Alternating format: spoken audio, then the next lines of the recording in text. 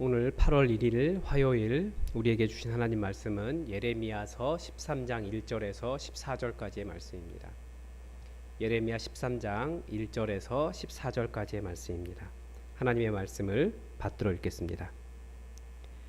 여호와께서 이와 같이 내게 이르시되 너는 가서 뱃띠를 사서 내 허리에 띠고 물에 적시지 말라 하시기로 내가 여호와의 말씀대로 띠를 사서 내 허리에 띠니라. 여호와의 말씀이 다시 내게 임하여 이르시되 너는 사서 내 허리에 띤 띠를 가지고 일어나 유브라데로 가서 거기서 그것을 바위 틈에 감추라 하시기로 내가 여호와께서 내게 명령하신 대로 가서 그것을 유브라데 물가에 감추니라. 여러 날 후에 여호와께서 내게 이르시되 일어나 유브라데로 가서 내가 내게 명령하여 거기 감추게 한 띠를 가져오라 하시기로 내가 유브라데로 가서 그 감추었던 곳을 파고 띠를 가져오니 띠가 썩어서 쓸 수 없게 되었더라. 여호와의 말씀이 내게 임하니라. 이르시되 여호와께서 이와 같이 말씀하시니라. 내가 유다의 교만과 예루살렘의 큰 교만을 이같이 썩게 하리라.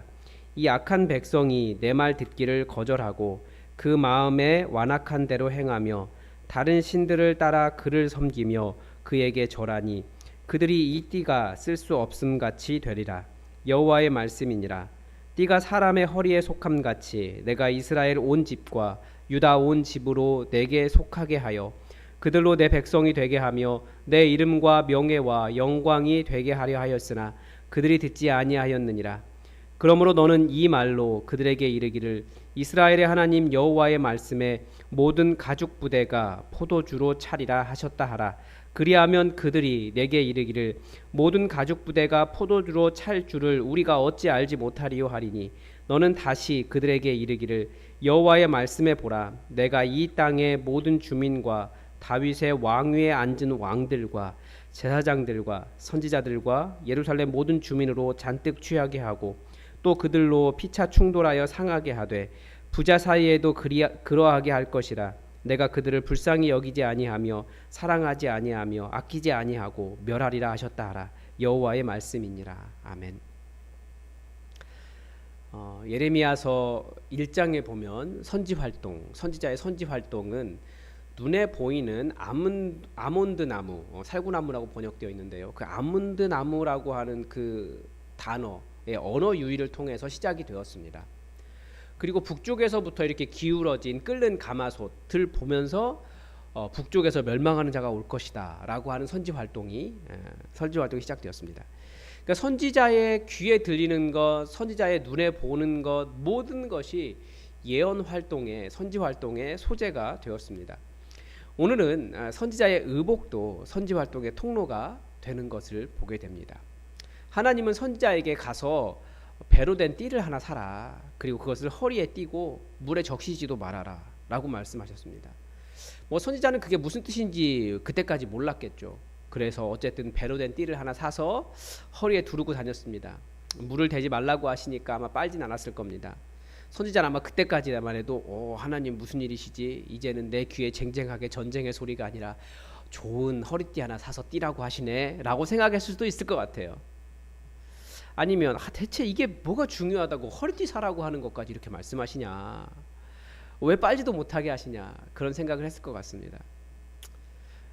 그만큼 귀하게 잘 간직하라는 뜻이었을 것 같아요. 그런데 하나님께서 다시 말씀하십니다. 사서 내 허리에 띤 띠를 가지고 가서 유브라데로 가지고 가서 그것을 바위 틈에 감추어라. 제가 선지자였다면 그럼 그렇지, 하나님께서 나에게 웬일로 이렇게 좋은 거 하나 사서 입으라고 하시는가, 그런 생각했을 것 같습니다. 그런데 이 선지자는 순종해서 유프라테 강으로 가서 물가에 감추었습니다.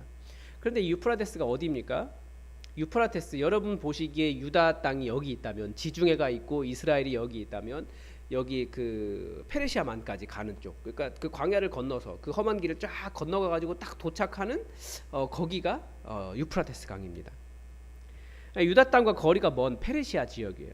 그래도 하나님께서 가라고 하시니까 선지자는 그 먼 길을 여행해서 그것을 유프라테스 강 가에 감추었습니다. 그런데 또 시간이 한참 지난 후에, 여러 날이 흐른 후에 하나님께서 또 말씀하셨어요. 이제 일어나서 유프라테스로 가서 감추어 두었던 그 띠를 가져와라 말씀하셨습니다. 다시 이제 선지자가 갔겠죠. 그 먼 길을 가서 감추었던 곳을 파고 띠를 가져왔는데 다시 쓸 수가 없는 거예요. 이미 썩어서 쓸 수 없었다 이렇게 되어 있습니다. 그러니까 선지자는 어떤 생각을 했을까요? 왜 좋은 허리띠를 썩히라고 하시나 생각했을 수도 있을 것 같아요. 그러나 하나님께서 주시는 명령에는 선지적인 뜻이 있었다라는 거죠. 이 허리띠는 유다와 예루살렘의 교만을 의미했습니다. 그러니까 썩은 허리띠를 이야기하는 거죠. 하나님은 유다와 예루살렘의 교만을 이같이 썩게 하시겠다 말씀하셨습니다. 유브라데 강 그곳은 이들이 끌려가는 바벨론 땅을 의미합니다. 성경은 바벨로인들을 갈대아인이다 이렇게 부르거든요. 그 갈대아가 그 지방이 유프라테스 강가입니다.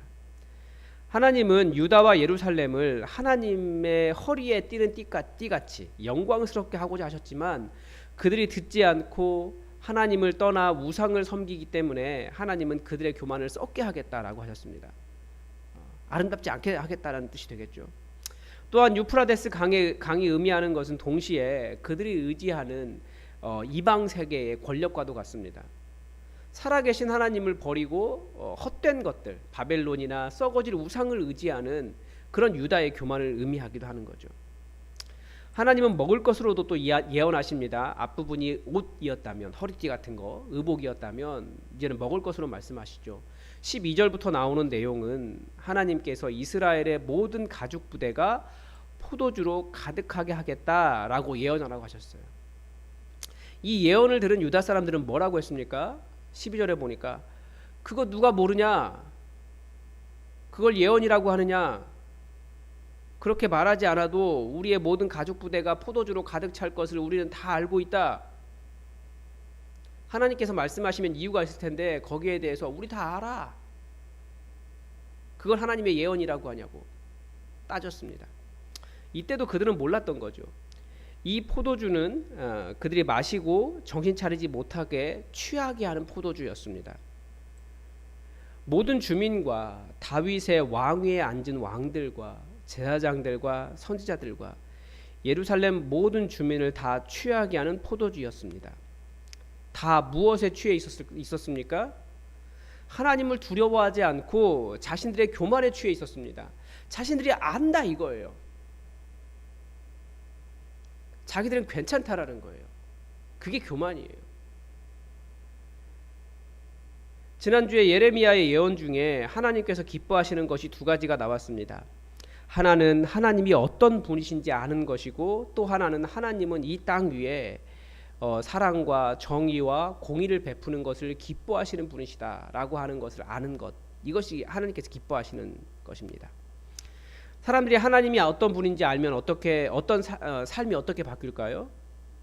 하나님을 알기 위해 하나님에 대해서 공부하고 하나님을 만나기 위해 성경에서 하나님의 음성을 듣게 노력하고 하나님을 알기 위해 하나님 앞으로 나아가고 예배드리고 하나님께 몰입할 것입니다.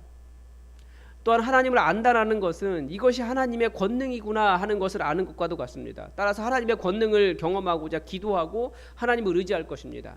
또 하나님을 안다라고 하는 것은 그분은 하나님이시다라는 것을 아는 거예요. 나는 인간이고 내가 아무리 높아져 봐야 하나님의 낮은 것에도 닿지 못하는, 하나님은 그렇게 크신 분이다라는 것을 제대로 알게 돼요.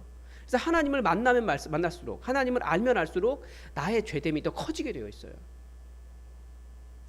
사람들은 참 이상해요. 교만하게 하나님은 의지하지 않으면서 하나님께서 주관하시는 세상의 권력이나 쇳덩어리나 이런 것들을 의지합니다. 그런 것들 두려워합니다. 우리가 그리스도인이 된다는 것은 그런 하나님 아닌 다른 것을 의지하는 교만을 꺾고 그런 것들을 의지하고 싶은 마음을 꺾고 그런 교만을 십자가에 못 박고 사는 삶입니다. 그리스도인이 된다는 것은 내가 얼마나 큰 죄인인지를 인정하는 것이에요. 그래서 예수님의 십자가 이외에 다른 것으로는 절대 구원받을 수 없다는 것을 안 사람들이라는 거죠. 하나님 앞에서는 절대 교만, 높은 마음이 설 자리가 없습니다. 사람들이 진노의 포도주는 어떻게 마시게 되겠습니까? 진노의 포도주는 하나님께서 주신 것임에도 하나님께 대한 감사가 없는 거예요. 그거 찰 줄 모르냐고. 당연히 차는 거 아닙니다. 내 힘으로 얻었다, 혹은 당연한 것이다 착각할 때 그 포도주에 취하게 되는 겁니다. 하나님께서 모든 가죽 부대를 포도주로 채우시겠다라고 하시니 사람들이 그거 당연한 거 아니야? 이렇게 말하지 않습니까? 당연하지 않다고요. 하나님께서 주시는 것임을 우리는 항상 감사해야 합니다. 어떤 사람이 시험 공부를 열심히 해서 좋은 성적을 거두고 어떤 시험을 통과했습니다. 그게 그 사람 능력입니까? 아닙니다. 그거 하나님께서 주신 것입니다. 그런데 하나님의 진노의 포도주에 취한 사람들은 그거 자기 능력이라고, 자기 노력이라고, 내가 그만큼 받을 만큼 수고했다고, 당연히 받을 것이라고 생각합니다. 하나님은 그런 진노의 포도주를 마실 사람들에게 포도주를 더 가득히 부어주세요. 그 포도주에 취하다가 하나님께 대한 감사도 있고 하나님께서 높여주신 것을 잊어서, 하나님께서 높여주신 그 뜻을 잊고 이 땅에 정의를 베풀라고 하신 뜻을 잊고 그저 나만 잘 살면 된다라고 하는 자세로 살다가 오늘 본문의 표현으로 하면 잔뜩 취하여 있다가 하나님께서 아끼지 않고 멸하시는 그 날을 만나게 될 것이라는 겁니다. 교만한 자를 더 교만하게 하시는 겁니다. 이 세대 사람들의 이런 교만과 포도주에 취한 삶을 어디에서 볼 수 있습니까? 사람들은 팔자라고 이야기해요. 자기가 누리고 있는 것을 정당화하고 있는 거죠. 주로 그런 말 누가 할까요? 아이고 내 팔자야 라고 말하는 거, 고생하는 사람이 옛날에 얘기했다면 이제는 남에게 베풀 필요가 없다. 내가 이렇게 부자로 태어났는데 내 팔자다 이렇게 말한다는 거죠. 어쩌라고, 부자로 태어났는데 그냥 잘 누리고 잘 살지 뭘 도와줘. 내가 부자가 된 것도 내 팔자고 그들이 가난하게 된 것도 그들의 팔자지 라고 말하는 거죠. 여러분, 하나님에 대한 감사를 잊고 교만하면 안 됩니다. 우리가 사사기에서 보는 것도 같은 내용입니다. 사람들은 교만해집니다. 그래서 사람들에게 권력을 주고 사람들에게 많은 돈을 주면 그 사람이 어떠한 사람인지 그 사람의 밑바닥을 볼 수 있습니다. 그러나 복음을 제대로 알면 사실은 많이 가져도 겸손해요. 많이 가져도 겸손하게 나눌 줄 압니다. 왜냐하면 내 공로가 없는 것을 알기 때문에. 제가 아는 목사님 중에 진짜 부자가 있습니다. 그 어느 정도의 집안이냐면 말씀드리면 어느 정도 아실 거예요. 청와대를 건축한 건축가 집안입니다. 그 목사님의 초등학교 친구가 누구냐면 SK 최태원 회장 이런 수준이에요. 그분이 친구들을 만나면 그 친구들이 다 그렇게 말한다는 거예요. 내가 부자로 태어나고 싶어 태어났냐? 내 팔자다. 난 누리고 쓰고 그렇게 살 거다. 다른 사람 위에 군림하고 내 돈 권력인데 그거 가지고 사람들 위해 군림하면서 살 거다 그런 이야기 하는 거예요. 그런데 그런 사람들이 하는 일이 뭡니까? 그 팔자라는 말에 뭐가 들어있습니까? 가난한 자에 대한 멸시가 담겨 있는 거예요. 돈이 있으니까 명품백 사주면 20대 여자들과 얼마든지 성관계할 수 있다는 거예요. 하나님을 무시하고도 하나님 별로 중요하지 않은 거예요. 하나님 별로 중요한 인생의 문제가 되지 않아요. 자기들 돈 있으니까, 하나님 같은 돈이 있으니까 얼마든지 해결하고 살 수 있어요. 그러니까 하나님 별로 중요하지도 않고 가난한 사람, 약자에 대해 배려하는 정의 이런 것은 큰 의미가 없다는 겁니다. 그 목사님 고백이 그래요. 복음을 몰랐다면 당신도 그냥 이게 내 팔자다라고 말하고 절대 그렇게 살지 않았을 거라는 거예요. 그런데 정의를 이야기하고 가난한 자를 도우려고 하고 하나님의 교회 회복을 이야기하고 복음을 이야기해요. 왜 그렇습니까? 복음을 알기 때문에 그래요. 복음을. 나 같은 죄인 구원하신 예수님의 그 은혜를 알기 때문에 교만하게 내 뜻 아니면 세상의 풍조, 부자들의 논리, 자본주의적인 논리 이런 것을 가지고 세상을 바라보지 않고 하나님의 말씀으로 바라보기 위해서 열심히 노력하는 거죠. 여러분, 우리의 모든 것은 다 하나님의 은혜입니다. 절대 감사를 잊지 마십시오. 절대 내가 받을 만하다 교만하게 생각하지 마십시오. 하나님은 겸손한 자의 하나님이십니다. 오늘도 하나님의 뜻이 우리에게 이루어지기를 주기도문으로 기도하겠습니다. 하늘에 계신 우리 아버지, 아버지의 이름을 거룩하게 하시며 아버지의 나라가 오게 하시며 아버지의 뜻이 하늘에서와 같이 땅에서도 이루어지게 하소서. 오늘 우리에게 일용할 양식을 주시고 우리가 우리에게 잘못한 사람을 용서하여 준 것 같이 우리 죄를 용서하여 주시고 우리를 시험에 빠지지 않게 하시고 악에서 구하소서. 나라와 권능과 영광이 영원히 아버지의 것입니다. 아멘. 여러분, 오늘도 함께 기도해 주십시오. 우리나라가 참 분노하는 사회인 것 같아요. 분노하는 사회여서 자기의 분노를 절제하지 못하고 그 분노를 다른 사람에게 한없이 쏟아내기도 합니다. 우리 잘 절제하고 정말 복음이 가득 덮여서 겸손하고 사랑하고 하나님의 정의와 공의가 세워지는 나라 될 수 있도록 여러분 기도해 주십시오. 그리고 이 더운 날씨에 우리 연로하신 어르신들 강건할 수 있도록 여러분 또 교회 어르신들을 위해서도 함께 기도해 주시기 바랍니다. 다 함께 기도하겠습니다.